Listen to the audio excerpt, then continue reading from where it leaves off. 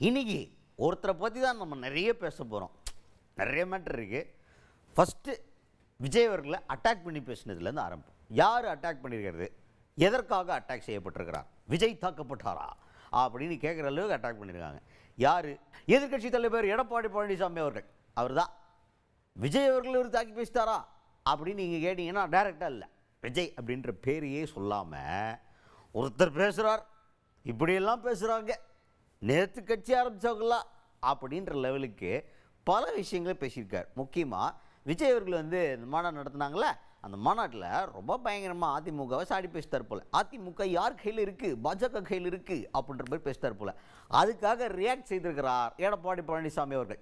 அதுவும் சாதாரணமான ரியாக்ஷன் இல்லை. பேரை கூட நான் சொல்ல மாட்டேன், உன் பேரை சொன்னால் கூட நீ பெரிய ஆளாயிருவ, அதனால் உன் பேரெல்லாம் நான் சொல்ல மாட்டேன், பேரே சொல்லாமல் அடிக்கிறேன் பார் அப்படின்னு சொல்லிட்டு பேரையே சொல்லாமல் அடிச்சிருக்காரு எடப்பாடி பழனிசாமி அவர்கள்.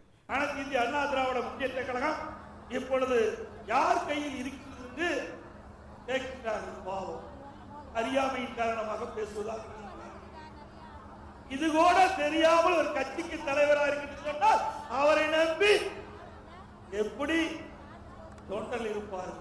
சில பேர் கட்சி ஆரம்பிச்ச உடனே இமாலய சாதனை சாதித்து போல பேசுறாங்க, டைலாக் பேசுறாங்க. ஏதோ மக்கள் மிகப்பெரிய செல்வாக்கை பெற்ற போலவும் இந்த நாட்டிற்கு உழைத்ததை போலவும் இனி அவர்கள் வந்துதான் இந்த நாட்டை காப்பாற்றுவதை போலவும் இன்றைக்கு சில அடுக்கு மொழியால் பேசுகிறார்.